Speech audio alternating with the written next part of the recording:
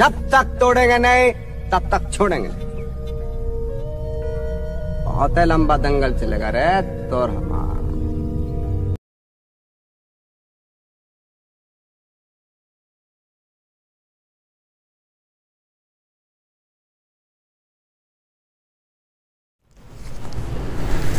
नमस्कार मित्रों, जय हिंद, वंदे मातरम। एक बार फिर हाजिर हूं आपके सामने अपने जीएस के वीडियोज के साथ। और कार्यक्रम आप लोगों को दे दिया था मैंने ग्रुप में, आप लोगों ने शायद नोट भी कर लिया होगा। आज हम लोग पढ़ने वाले हैं बंगाल के गवर्नर एवं गवर्नर जनरल के बारे में। इससे पहले का जितना भी वीडियो है आप जरूर देखे होंगे, और नहीं देखे हैं तो देख लीजिए, लिंक आपको डिस्क्रिप्शन में मिल जाएगा। हम लोगों ने बंगाल, मैसूर इत्यादि के बारे में पढ़ लिया था, किस प्रकार से विदेशी कंपनियों का आगमन हुआ यह भी हम लोगों ने देख लिया था। और अंग्रेजों ने मैसूर पर, बंगाल पर, सिखों पर किस प्रकार से, मराठों पर किस प्रकार से विजय प्राप्त की थी, यह सब भी हम लोग देख चुके हैं। ठीक है, तो आज हम देखने वाले हैं बंगाल के गवर्नर एवं गवर्नर जनरल के बारे में। और नेक्स्ट वीडियो जो आएंगे उसमें हम लोग फिर भारत के गवर्नर जनरल और भारत के वायसराय के बारे में भी देखेंगे। और जब ये तीनों वीडियो कंप्लीट हो जाएगा उसके बाद आपको जो है नोट्स भी मुफ्त में दे दिया जाएगा। इन तीनों चैप्टर्स के नोट्स, वैसे तो एक ही चैप्टर में तीनों आता है, तो तीनों भागों के नोट्स आपको एक साथ दे दिए जाएंगे परसों। ठीक है, कोरोना स्पेशल यह प्रोग्राम है, मैंने तो छोड़ दिया था वीडियो बनाना, लेकिन फिर से शुरू किया हूं ताकि कुछ तो सेवा की जा सके। बहुत सारे विद्यार्थी हैं जिनका क्लास छूट चुका है, जिनकी कोचिंग बंद हो चुकी है, तो उनको पढ़ाई करने में बहुत दिक्कत हो रही है। और यही देखते हुए मैंने ये क्लास फिर से ओपन किया है, और उम्मीद है आप लोगों का इस बार साथ मिलेगा। सभी लोगों से मैं माफ़ी भी चाहता हूँ जिनको मेरी वजह से कुछ डिस्टरबेंस हुआ, या फिर मेरे पॉलिटिकल व्यूज या फिर किसी भी तरह के व्यूज की वजह से किसी को यदि कोई मतलब किसी के दिल पर अगर आघात हुआ है या फिर किसी की भी भावनाओं को ठेस पहुंचा है, तो मैं सबसे हाथ जोड़ करके माफ़ी चाहता हूँ। अपना एरोगेंस साइड रख दीजिए, अपना जो मतभेद है, जो अपना थोड़ा बहुत जो आपका विचारों का मतभेद है, वो सब साइड रख दीजिए। अभी हम सब भारत माँ के सपूत बनकर एक साथ मिल करके आगे आए, तभी इस कोरोना नामक महामारी को हरा सकते हैं। सरकारें हाथ खड़ी कर चुकी हैं, यह सब हम लोग जानते हैं। पॉलिटिकल व्यूज किसी का भी कुछ भी हो सकता है, आपका कुछ अलग हो सकता है, मेरा कुछ अलग हो सकता है, लेकिन आरोप प्रत्यारोप का यह समय नहीं रह गया है। अब समय है कि हम किस प्रकार से समाज की सेवा कर सकते हैं, अपने सामर्थ्य अनुसार, अपनी योग्यता अनुसार सभी को आगे आकर के मदद करनी चाहिए, और मिल करके हम इस कोरोना को हरा सकते हैं। जैसे पिछली बार हराया था वैसे ही इस सेकेंड वेव को भी हम हरा सकते हैं। लेकिन यह भी ध्यान रखना जरूरी है कि वैज्ञानिकों का कहना है, और बहुत सारे अध्ययन में यह बात सामने आया है, कल ही परसों आईआईटी की रिपोर्ट आई है कि 15 मई तक जो है यह पीक पर जाएगा, और उम्मीद है कि 5 लाख, 5.5 लाख केस हर दिन ये आ सकते हैं 24 आवर्स में। तो इस प्रकार से हम देखते हैं कि मतलब अभी लगभग 3-4 महीने तक हमें कोई भी राहत नहीं मिलने वाली है इस कोरोना महामारी से। हो सकता है कि सरकारें थोड़ी व्यवस्था अच्छी कर दें तो लोगों की मृत्यु वैसे भी कम हो रही है और भी कम होगी, लेकिन बदहाली जारी रहेगी। और कोचिंग वगैरह मुझे नहीं लगता है कि 3-4 महीने खुलने वाले हैं, लेकिन आपके एग्ज़ाम्स जो हैं वो भी नज़दीक आ रहे हैं, और अक्टूबर में बीपीएससी का भी एग्ज़ाम है, और भी बहुत सारे एग्ज़ाम्स होने वाले हैं। तो तैयारी आपकी पुख्ता होनी चाहिए, क्योंकि सरकार वो नहीं समझेगी कि आपका कोचिंग बंद था और ये बंद था तो आपका एग्ज़ाम न ले। ठीक है, तो एग्ज़ाम होने वाले हैं, इसलिए तैयारी आपकी पुख्ता होनी चाहिए। पढ़ाई जो है उसमें कोई व्यवधान नहीं आना चाहिए, और यही कारण है कि मैंने वीडियो शुरू किया है। तो आइए शुरू करते हैं आज का अपना वीडियो। और सभी से एकमात्र गुजारिश है कि आप अपने स्तर पर खुद भी मास्क लगाइए, सोशल डिस्टेंसिंग मेंटेन कीजिए, हाथों को बार बार धोइए, और अपने सोसाइटी में, अपने कम्युनिटी में सब लोगों को ये जरूर बताइए कि मास्क जरूर लगाना चाहिए। यहाँ तक कि डबल मास्क, अब तो कह रहे हैं डॉक्टर कि डबल मास्क लगाना जरूरी है। वायरस जो है कहीं कहीं एयरबॉर्न भी है, तो वेंटिलेशन बहुत अच्छा रखना है। ठीक है, और बाकी सब लोगों को भी बताइए। सारे सुझाव दिए जा रहे हैं, टीवी वगैरह पर आप लोग देख रहे हैं, तो उनके बारे में विशेष बातचीत मैं नहीं करना चाहूँगा इस वीडियो में। वीडियो को ज़्यादा लंबा न करते हुए शुरू करते हैं आज का अपना वीडियो। और एक बार फिर मैं चंद्रवर्धन आपका स्वागत करता हूँ PCS एडुकेयर में। आइए शुरू करते हैं अपना वीडियो। तो देखते हैं 1757 में प्रथम बार जो है सबसे पहला गवर्नर बना था बंगाल का रॉबर्ट क्लाइव। ठीक है, रॉबर्ट क्लाइव 1757 में बंगाल का प्रथम गवर्नर बना था।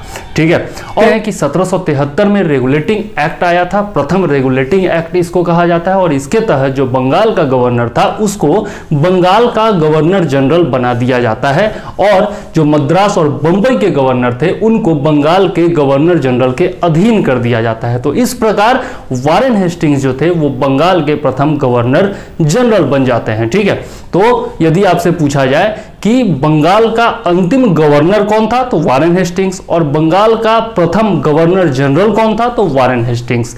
ठीक है, यही व्यवस्था जो है आगे तक चलती रहती है 1833 तक, और 1833 में लॉर्ड विलियम बेंटिक जो थे वो अंतिम बंगाल के गवर्नर जनरल होते हैं, और बंगाल के गवर्नर जनरल का पद नाम बदल करके भारत का गवर्नर जनरल कर दिया जाता है। तो यदि पूछा जाए क्वेश्चन में कि बंगाल का अंतिम गवर्नर जनरल कौन था तो लॉर्ड विलियम बेंटिक। ठीक है, लॉर्ड विलियम बेंटिक। और यदि पूछा जाए कि भारत का प्रथम गवर्नर जनरल कौन था तो वो भी हो जाएंगे लॉर्ड विलियम बेंटिक। उसके बाद हम देखते हैं कि 1857 में आपका युद्ध शुरू हो जाता है, जो आपका भारत का प्रथम स्वतंत्रता संग्राम था वह शुरू हो जाता है, और फिर 1858 में एक एक्ट लाया जाता है जिसके तहत जो भारत की सत्ता थी वह ब्रिटिश क्राउन के हाथों में डायरेक्ट चली जाती है। भारत में ब्रिटिश क्राउन का डायरेक्ट गवर्नेंस हो जाता है, और उसी समय भारत के जो गवर्नर जनरल थे उनका पद नाम बदल करके भारत का वायसराय कर दिया जाता है, और इस प्रकार लॉर्ड केनिंग भारत के प्रथम वायसराय बनते हैं। और इसी प्रकार आप देख सकते हैं कि लॉर्ड केनिंग ही जो होते हैं वो भारत के अंतिम गवर्नर जनरल होते हैं। तो एक बार मैं और आपको रिवीजन करा देता हूं। 1757 में बंगाल का प्रथम गवर्नर कौन बना था तो आपका रॉबर्ट क्लाइव बना था।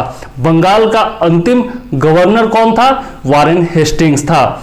और बंगाल का प्रथम गवर्नर जनरल कौन था तो वारेन हेस्टिंग्स थे। इसके बाद हम देखते हैं आगे 1833 में, तो बंगाल का अंतिम गवर्नर जनरल कौन था, लॉर्ड विलियम बेंटिक। और भारत का प्रथम गवर्नर जनरल कौन था तो लॉर्ड विलियम बेंटिक। उसके बाद आते हैं 1858 में, वहां पर हम देखते हैं कि भारत का अंतिम गवर्नर जनरल कौन था तो अंतिम गवर्नर जनरल कौन था तो लॉर्ड केनिंग। ठीक है, और भारत का प्रथम वायसराय कौन था तो वो भी लॉर्ड केनिंग। और भारत के अंतिम वायसराय कौन थे, लॉर्ड माउंटबेटन भारत के अंतिम अंग्रेज वायसराय थे। ठीक है, अगर हिंदुस्तानी के बारे में पूछे कि भारतीय वायसराय कौन थे तो आप कह सकते हैं सी राजगोपालाचारी। ठीक है, लेकिन अंतिम वायसराय अंग्रेज कौन थे तो आप कह सकते हैं लॉर्ड माउंटबेटन, जो कि 1947 से लेकर 1948 तक भारत के अंतिम वायसराय के रूप में रहे थे। और 1947 में जब भारत को आज़ादी मिली थी तो उस समय विभाजन वगैरह देखने के लिए और भारत को आज़ाद कराने के लिए ही उनको स्पेशली भेजा गया था। ठीक है, उनके साथ उनकी पत्नी भी आई थी एडविना माउंटबेटन। ठीक है, और उनके बारे में बहुत सारी धारणाएं भी हैं, तो वो सब के बारे में हम लोग नहीं जानना चाहते हैं। फिलहाल आइए चालू करते हैं अपना वीडियो। ठीक है, बंगाल के गवर्नर के बारे में देखें तो जैसा मैंने बताया रॉबर्ट क्लाइव, जो कि 1757 से लेकर 1760 तक, और उसके बाद 1765 से लेकर के 1767 ईस्वी तक 1767 तक, यह 2 काल के लिए बंगाल का गवर्नर बना था। 1757 से 60 और 1765 से 67। अब 1765 में हम लोग जानते हैं कि इलाहाबाद की संधि हुई थी, इसी के दौरान हुई थी। उस इलाहाबाद की संधि के समय बंगाल का गवर्नर कौन था यदि प्रश्न पूछा जाए तो रॉबर्ट क्लाइव था। और इलाहाबाद की संधि किसके किसके बीच हुई थी तो अवध के नवाब शुजाउद्दौला और मुगल बादशाह शाह आलम द्वितीय के साथ इसने इलाहाबाद की संधि की थी। और इसी ने 1765 ईस्वी में ही बंगाल में द्वैध शासन भी लगाया था, जिसके बारे में हम पहले भी पढ़ चुके हैं। द्वैध शासन के बारे में क्या होता है बंगाल का इतिहास जब हम लोग पढ़ रहे थे तब। तो 1765 में बंगाल में द्वैध शासन भी इसी ने लगाया था, और 1765 में ही इलाहाबाद की संधि भी इसने की थी शुजाउद्दौला और आपका शाह आलम द्वितीय के साथ। ठीक है, तो यह पॉइंट इंपॉर्टेंट है, याद रखिएगा। इसके अलावा इसने जो है अंग्रेज अधिकारियों पर व्यापार करने से या फिर उपहार लेने से रोक लगा दिया था। उस समय अंग्रेज अधिकारी जो हुआ करते थे वो क्या करते करते थे, खुद भी अपना व्यापार किया करते थे व्यक्तिगत रूप से, और इसके अलावा उपहार वगैरह भी लिया करते थे भारतीय लोगों से। तो उस पर इसने प्रतिबंध लगा दिया था और एक सोसाइटी ऑफ ट्रेड की स्थापना की थी, जिसके माध्यम से अंग्रेज अधिकारी व्यापार कर सकते थे। इसके बारे में भी हम लोग पहले पढ़ चुके हैं, ठीक है। तो यहां पर रॉबर्ट क्लाइव का जो इतिहास है वो समाप्त हो जाता है। रॉबर्ट क्लाइव के बारे में पहले भी बहुत कुछ मैं बता चुका हूं, ठीक है। इसके बाद स्थानापन्न जो आपका बंगाल का गवर्नर था वह हालवेल था। 1760 ईस्वी में यह बंगाल का गवर्नर बना था और इसी ने, आपको याद होगा, 1757 में ब्लैक होल की, 1756 में ब्लैक होल की जो घटना हुई थी उसके बारे में हालवेल ने ही लिखा था। यह मैं बता चुका हूं पहले भी, ठीक है। तो आपका जो हालवेल था वो स्थानापन्न गवर्नर था, जो कि इसके स्थान पर आया था, रॉबर्ट क्लाइव के स्थान पर, और इसी ने ब्लैक होल की घटना के बारे में जिक्र किया था। इसके बाद हम देखते हैं तो वेंसीटाट आता है गवर्नर बन के 1760 से लेकर 1765 ईस्वी तक। वेंसीटाट जो था वह बंगाल का गवर्नर होता है, ठीक है। और इसी के समय में आपका 1764 में बक्सर का युद्ध होता है। यह भी आप जानते हैं 1764 में बक्सर का युद्ध किसके समय में हुआ था, तो वेंसीटाट उस समय बंगाल का गवर्नर था, याद रखिएगा, ठीक है। 1760 से 65 तक यह रहा। फिर जैसा हम लोग ऊपर देख चुके हैं कि 1765 से लेकर 1767 तक रॉबर्ट क्लाइव फिर से आ गया था 2 साल के लिए, और उसके बाद फिर आपका वेरेलस्ट जो था वह 1767 से लेकर 1769 तक 2 साल के लिए फिर से वो बंगाल का गवर्नर बनता है, ठीक है। और उसके बाद हम देखते हैं तो जॉन कर्टियर जो है वो फिर आते हैं और 1769 से लेकर 1772 तक, मतलब 3 साल के लिए वह गवर्नर होते हैं बंगाल के। तो ये जो आपका है हालवेल है, वेंसीटाट है, वेरेलस्ट है और जॉन कर्टियर है, इसके बारे में कुछ खास इंपॉर्टेंट नहीं है, डेट याद रखना है, क्योंकि हमारे बिहार में एक आपका शब्द है थेथरई, तो जब आयोग थेथरई पर उतर आता है ना तो कुछ भी पूछ सकता है, इसलिए कम से कम जो डेट है वो जरूर याद रखिएगा। हालवेल के बारे में याद रखिएगा कि इसी ने आपका ब्लैक होल की घटना के बारे में, दुर्घटना के बारे में लिखा था, और बक्सर का युद्ध जब हुआ था तो वेंसीटाट जो था वह बंगाल का गवर्नर था, ठीक है। और बाकी ये दोनों का कालखंड याद रखिएगा, बाकी कुछ खास इंपॉर्टेंट नहीं है इसमें। हाँ, जॉन कर्टियर के समय में जो है 1770 ईस्वी में आधुनिक बंगाल का प्रथम अकाल आया था, और इसके बारे में भी मैं पहले बता चुका हूं बंगाल के इतिहास के बारे में, ठीक है। तो 1770 ईस्वी में बंगाल में प्रथम अकाल पड़ा था, ठीक है। उस समय गवर्नर कौन था, तो जॉन कर्टियर था, इतना याद रखिएगा। अब आगे याद रखना जरूरी है वारेन हेस्टिंग्स, क्योंकि ये जो थे बंगाल के अंतिम गवर्नर थे और बंगाल के प्रथम गवर्नर जनरल थे, ठीक है। तो वारेन हेस्टिंग्स जो थे वो 1772 से लेकर के 1774 ईस्वी तक, 1772 से 1774 ईस्वी तक बंगाल के गवर्नर रहे थे, ठीक है। और इन्होंने 1772 ईस्वी में जो रॉबर्ट क्लाइव ने 1765 में लगाया था बंगाल में द्वैध शासन, उसको 1772 ईस्वी में इन्होंने समाप्त कर दिया था। किसने? वारेन हेस्टिंग्स ने, ठीक है। तो यह इनके बारे में याद रखना जरूरी है। तो यहां पर आपका बंगाल के गवर्नरों का इतिहास समाप्त हो जाता है, इसके अलावा कहीं से कुछ पूछने वाला नहीं है, ठीक है। तो इतना आप याद रखिएगा, ठीक है। याद रखना कुछ खास मुश्किल नहीं है, यदि आप 1-2 बार पढ़ेंगे तो आसानी से याद रख सकते हैं। अब हम लोग चलते हैं और देखते हैं बंगाल के गवर्नर जनरलों के बारे में। तो सबसे पहला गवर्नर जनरल वारेन हेस्टिंग्स, जो कि 1774 ईस्वी से लेकर के 1785 ईस्वी तक बंगाल का गवर्नर जनरल रहे थे, ठीक है। और इनके शासनकाल में ही जो है 1773 का रेगुलेटिंग एक्ट आया था, जिसके तहत हम जानते हैं कि आपका कोलकाता में जो है उच्चतम न्यायालय की स्थापना 1773 ईस्वी में की गई थी। 1773 कह सकते हैं, 1774 कह सकते हैं। 1773 के रेगुलेटिंग एक्ट के तहत यह हुआ था। 1774 में कलकत्ता में उच्चतम न्यायालय की स्थापना की गई थी। इसके अलावा इसने क्या किया कि राजकीय कोषागार को मुर्शिदाबाद से हटा करके और कलकत्ता में स्थापित कर दिया था, और कलकत्ता में ही जो है टकसाल भी स्थापित कर दिया था। टकसाल उसको कहते हैं जिसमें सिक्के ढाले जाते हैं, ठीक है, तो उसकी भी स्थापना कोलकाता में इसने कर दी थी, याद रखिएगा। इसके अलावा 1781 में कलकत्ता में प्रथम मदरसा इसी ने स्थापित किया था, यह भी इंपॉर्टेंट है, ठीक है। और मुस्लिम शिक्षा के विकास के लिए मदरसा की स्थापना, कलकत्ता में प्रथम मदरसा की स्थापना 1781 में किसने की थी? तो वारेन हेस्टिंग्स ने की थी। इसके बाद हम देखते हैं तो इसके संरक्षण में चार्ल्स विल्किंस ने भगवत गीता का अंग्रेजी में अनुवाद किया था। इसके अलावा सर विलियम जोन्स ने 1784 ईस्वी में the Asiatic Society of Bengal की स्थापना की थी। तो यहाँ पर ये दो बहुत ही इंपॉर्टेंट पॉइंट है कि भगवत गीता का अंग्रेजी में अनुवाद किसने किया था? तो चार्ल्स विल्किंस ने किया था, ठीक है। और इसके अलावा आपका एशियाटिक सोसाइटी ऑफ बंगाल की स्थापना किसने की थी? तो ये विलियम जोन्स ने की थी। बहुत ही इंपॉर्टेंट पॉइंट है, ठीक है। और कब की थी? तो 1784 ईस्वी में, ठीक है, बहुत ही इंपॉर्टेंट पॉइंट। आगे देखते हैं तो 1780 में भारत का पहला समाचार पत्र द बंगाल गजट, भारत का पहला समाचार पत्र 1780 में द बंगाल गजट जो है वह इसी के शासनकाल में जेम्स ऑगस्टस हिक्की के द्वारा निकाला गया था। यह भी बहुत ही इंपॉर्टेंट है। जेम्स ऑगस्टस हिक्की के द्वारा आपका पहला समाचार पत्र जो था द बंगाल गजट वह प्रकाशित किया गया था 1780 ईस्वी में, और उस समय गवर्नर जनरल कौन था? वारेन हेस्टिंग्स था। बहुत ही इंपॉर्टेंट पॉइंट। नेक्स्ट, प्रथम आंग्ल मराठा युद्ध 1775 से 1782 के बीच में एवं द्वितीय आंग्ल मैसूर युद्ध 1780 से 84 के बीच में हेस्टिंग्स के काल में ही, वारेन हेस्टिंग्स के काल में ही हुआ था। तो यह भी इंपॉर्टेंट पॉइंट है, ठीक है। तो यहां से आपका 4-5 पॉइंट जो है वो याद रखने लायक इंपॉर्टेंट पॉइंट।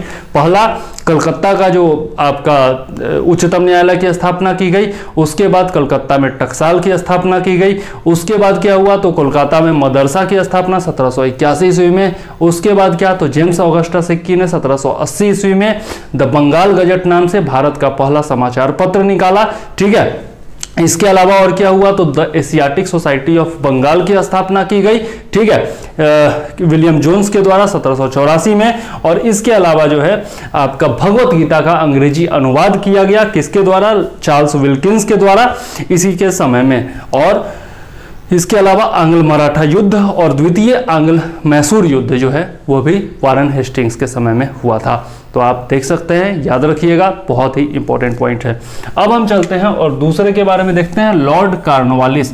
इसके बाद लॉर्ड कॉर्नवालिस 1786 से लेकर के 1793 ईस्वी तक जो है वो बंगाल के गवर्नर जनरल रहे थे। और इनके टाइम में क्या क्या हुआ आइए देखते हैं। इनके समय में ही समस्त जिलों का अधिकार कलेक्टरों को सौंप दिया गया तथा इसने कलकत्ता, मुर्शिदाबाद, ढाका और पटना में 4 प्रांतीय न्यायालयों की स्थापना की थी, ठीक है। तो 4 प्रांतीय न्यायालयों की स्थापना जो हुई थी वो इनके समय में हुई थी, लॉर्ड कॉर्नवालिस के समय में, ये याद रखिएगा।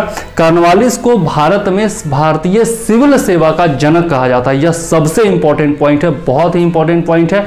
लॉर्ड कॉर्नवालिस के बारे में यह जरूर पूछा जा सकता है कि भारत में सिविल सेवा का जनक किसे कहा जाता है? तो लॉर्ड कॉर्नवालिस को कहा जाता है, बहुत बार पूछा भी जा चुका है, ठीक है। उसने न्यायिक क्षेत्र में सख्ती के पृथक्करण का सिद्धांत दिया था। कॉर्नवालिस संहिता एवं रेवेन्यू बोर्ड की स्थापना की थी, ठीक है। तो बहुत ही इंपॉर्टेंट पॉइंट है, ये याद जरूर रखिएगा। आगे देखते हैं और इन्होंने क्या क्या किया था। इसने भी जो है कंपनी के जो अधिकारी थे उनके व्यक्तिगत व्यापार पर रोक लगा दिया था, ठीक है। और बहुत सारे जिलों में इसने जो है पुलिस थानों की स्थापना की थी, प्रत्येक जिले में, ठीक है। और दरोगा को उसका इंचार्ज बनाया था। आज भी देखते हैं दरोगा जो होता है इंचार्ज होता है पुलिस थाने का। इसके बाद हम देखते हैं तो आपका कॉर्नवालिस ने प्रशासनिक व्यवस्था का यूरोपीयकरण किया तथा बिहार, बंगाल, उड़ीसा आदि क्षेत्रों में भू राजस्व की अस्थायी बंदोबस्ती प्रणाली 1793 अस्थायी बंदोबस्ती प्रणाली बहुत ही इंपॉर्टेंट। 1793 आपका अस्थाई बंदोबस्ती प्रणाली किसके समय में? लॉर्ड कॉर्नवालिस के समय में। बहुत ही इंपॉर्टेंट पॉइंट याद रखिएगा। तो कॉर्नवालिस के समय में दो बहुत ही इंपॉर्टेंट पॉइंट है कि भारतीय सिविल सेवा का जनक किसको कहा जाता है? तो लॉर्ड कॉर्नवालिस को कहा जाता है। दूसरा बहुत ही इंपॉर्टेंट पॉइंट क्या है? तो अस्थाई बंदोबस्ती 1793 ईस्वी किसके समय में? लॉर्ड कॉर्नवालिस के समय में। ये दोनों पॉइंट तो निश्चित रूप से याद रखिएगा और बाकी जो पॉइंट है वो भी ध्यान में जरूर रखिएगा, क्योंकि थेथराई फिर से वही बोल रहा हूँ, थेथराई अगर आयोग करने पर उतर जाए तो कुछ भी पूछ सकता है। आगे देखते हैं सर जॉन सोर।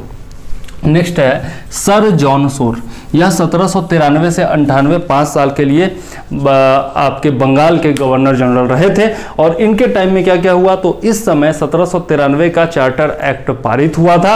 इसके अलावा निजाम तथा मराठों के बीच खरदा या फिर खुर्दा का युद्ध जो हुआ था वह इन्हीं के शासनकाल में हुआ था। इसके अलावा देशी राज्यों में अहस्तक्षेप की नीति इसने अपनाई थी। ठीक है, तो सबसे इंपॉर्टेंट तो वही खरदा का युद्ध है या फिर खुर्दा का युद्ध कह सकते हैं। मराठों का इतिहास जब मैं पढ़ा रहा था तो आपको बताया भी था कि निजाम और मराठों के बीच में यह युद्ध हुआ था। खुर्दा का युद्ध और क्यों हुआ था यह भी मैंने बताया था, तो वो वीडियो आप देख सकते हैं मराठों के इतिहास के बारे में। ठीक है, तो यहाँ पर इनके बारे में यही है, कुछ खास ज़्यादा इंपॉर्टेंट नहीं है सर जॉन सोर के बारे में। नेक्स्ट देखते हैं लॉर्ड वेलेस्ली। लॉर्ड वेलेस्ली जो है वो आपका बहुत ही ज़्यादा इंपॉर्टेंट है, क्योंकि सहायक संधि का जनक जो है वह लॉर्ड वेलेस्ली को कहा जाता है। और इसका शासनकाल कब से कब तक था? 1798 से लेकर के 1805 ईस्वी तक, यानी कि 7 साल इसका कार्यकाल था, 1798 से लेकर के 1805 ईस्वी तक। ठीक है, अब लॉर्ड वेलेस्ली के बारे में देखें तो भारत में सहायक संधि का जनक इसे कहा जाता है। और सहायक संधि के अंतर्गत इसने जो है आपका मैं लिस्ट दे दूंगा एक। ठीक है, यहाँ पर आप लिस्ट देख सकते हैं। हैदराबाद को 1798 में या फिर 1800 ईस्वी कह सकते हैं, सबसे पहले सहायक संधि के द्वारा किसको मिलाया गया था, यह सवाल भी पूछा जाता है। तो हैदराबाद को मिलाया गया था। ठीक है, कब मिलाया गया था? तो 1798 ईस्वी या फिर 1800 ईस्वी कह सकते हैं। इसके बाद जो है मैसूर को 1799 ईस्वी में, तंजौर को भी 1799 ईस्वी में। इसके अलावा अवध को 1801 ईस्वी में, पेशवा को 1802 ईस्वी में, भोसले को 1803 ईस्वी में और फिर सिंधिया को 1804 ईस्वी में मिलाया गया था। इसके अलावा जयपुर, जोधपुर, बूंदी और भरतपुर को ब्रिटिश राज्य का अभिन्न अंग बना दिया गया था सहायक संधि के तहत। ठीक है, नेक्स्ट पॉइंट जो इंपॉर्टेंट है इसके बारे में, तो इसी के समय में कलकत्ता में फोर्ट विलियम कॉलेज की स्थापना की गई।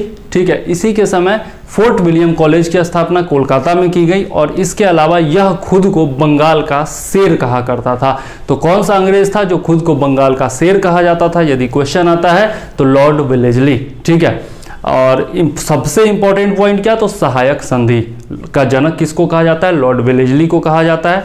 ठीक है, इंपॉर्टेंट इसका कालखंड भी है 1798 से लेकर के 1805 ईस्वी तक।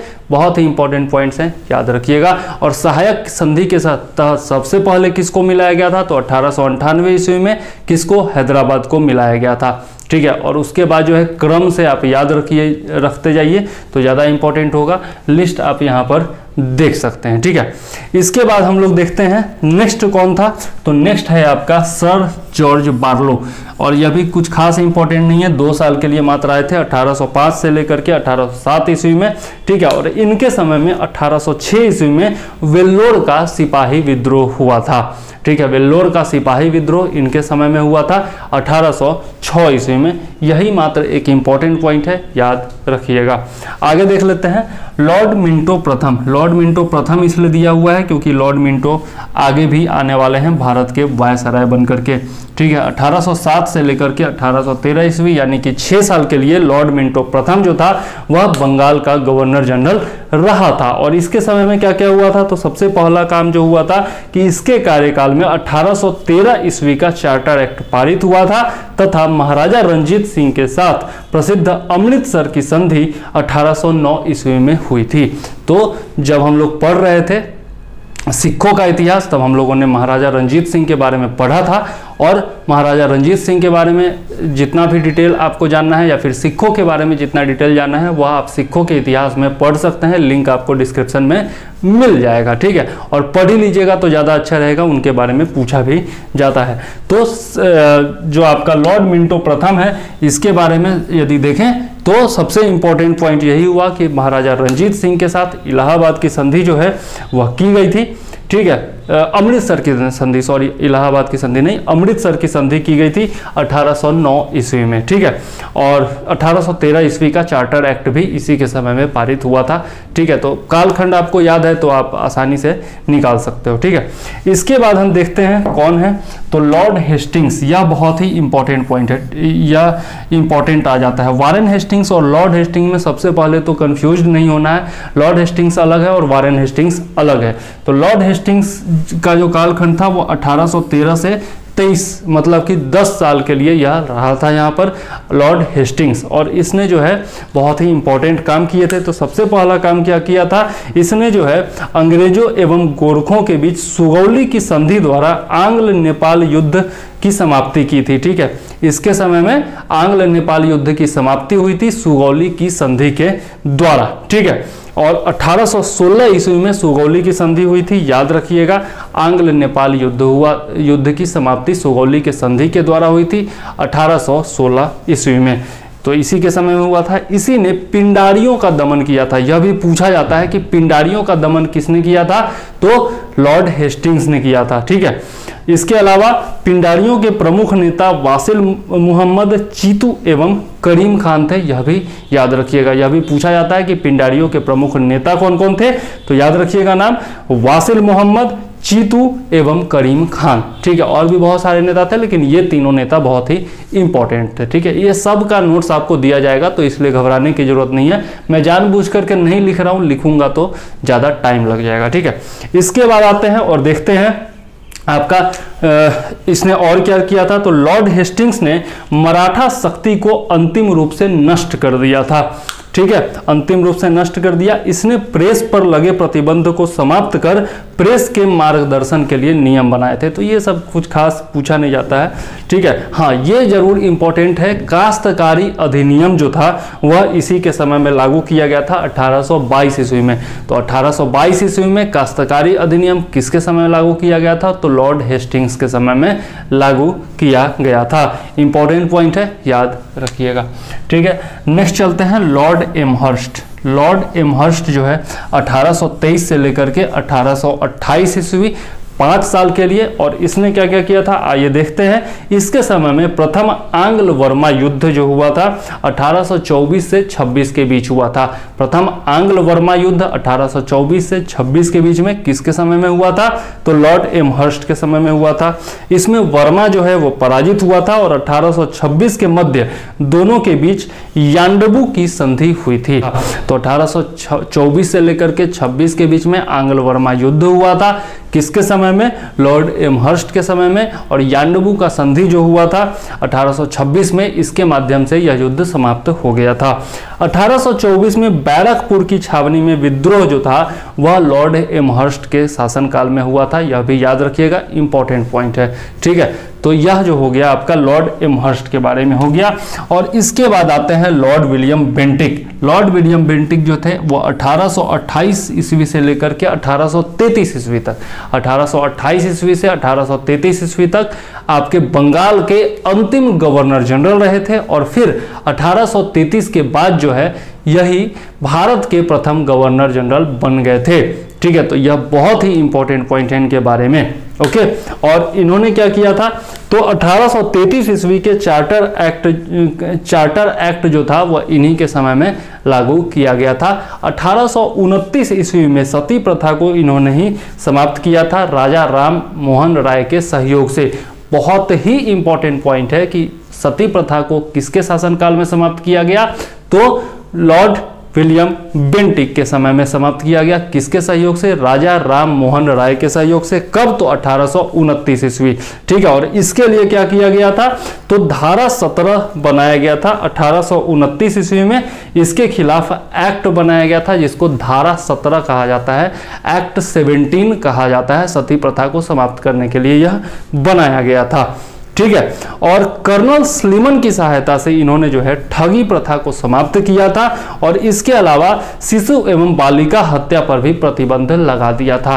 बहुत ही इंपॉर्टेंट पॉइंट्स हैं लॉर्ड विलियम बेंटिक के बारे में। और भी पॉइंट्स हैं लेकिन वो हम पढ़ेंगे जब हम पढ़ेंगे भारत के गवर्नर जनरल के बारे में। तो आज का वीडियो यहीं पर समाप्त करते हैं। आज के वीडियो में बस इतना ही रहने देते हैं। यह आप अच्छे से याद कर लीजिए, क्योंकि एक एक पॉइंट से प्रश्न पूछे जाने हैं। जो इंपॉर्टेंट है वो मैं आपको बता चुका हूँ, जो इंपॉर्टेंट नहीं है उनको भी ध्यान में जरूर रखिएगा, ठीक है। और वीडियो को ज़्यादा लंबा नहीं करते हैं। अंत में सिर्फ और सिर्फ इतनी गुजारिश कि अभी अपना सारा मतभेद, सारा एरोगेंस, सारा जो भी आपका आपसी विवाद है, किसी के साथ कुछ भी है, वो सब भूल करके अभी सिर्फ और सिर्फ सब मिल करके अपना सारा पॉलिटिकल व्यू, जितना भी किसी भी दल से आप जुड़े हों, किसी भी मत को मानने वाले हों, मत मजहब संप्रदाय आपका कुछ भी हो, किसी भी जाति से हो, किसी भी धर्म से हो, कोई भी हो, हर इंसान सिर्फ और सिर्फ भारतीय बन जाए और आज के डेट में सिर्फ भारत माँ की सेवा में लग जाए। अपने हिसाब से, अपनी योग्यता के अनुसार, अपने सामर्थ्य के अनुसार सब लोग सबकी मदद करें। सिर्फ इतनी ही गुजारिश है। मास्क जरूर पहने, सोशल डिस्टेंसिंग का भी पालन करें। अभी मैं चूँकि अकेला हूँ अपने कमरे में, मेरा कमरा बंद है, इसलिए मैंने मास्क नहीं पहना हुआ है, वरना जब भी मैं बाहर जाता हूँ मास्क जरूर लगाता हूँ, डबल मास्क लगाता हूँ। मेरे पास बहुत सारे मास्क पड़े हुए हैं, ठीक है। तो अगर यदि चाहिए तो मुझसे ले भी सकते हैं आप, यदि आसपास के हैं मेरे। तो चलिए ठीक है, इसी के साथ सोशल डिस्टेंसिंग का भी पालन करिए, अपना और अपने परिवार का ख्याल रखिए और ज़रूर से ज़रूर सबको सावधान कीजिए, खुद भी सावधान रहिए।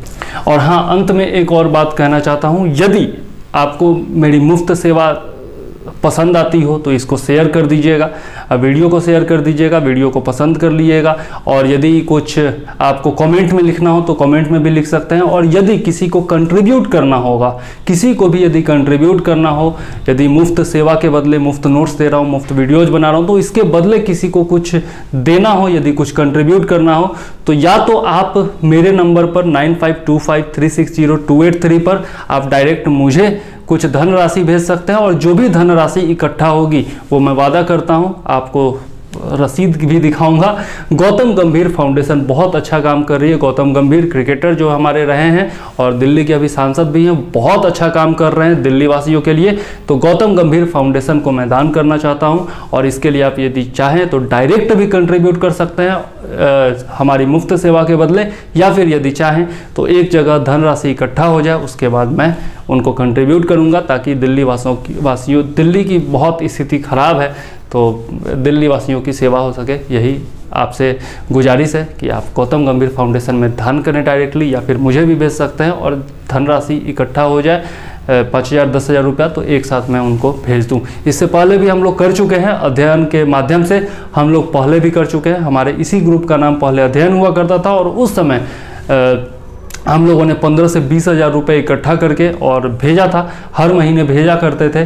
कहाँ पर? अक्षय कुमार का जो फाउंडेशन था आपका भारत के वीर, उसमें हम लोग डोनेट किया करते थे। तो अभी हमारे पास समय है, यदि कोई डोनेट करना चाहे तो कर सकते हैं। 9525360283 यही मेरा सारा पेटीएम का नंबर है। आपका कोई भी जो UPI है उसका नंबर यही है, तो आप कुछ भी धनराशि जो देना चाहते हैं दे सकते हैं। धन्यवाद। जय हिंद, वंदे मातरम।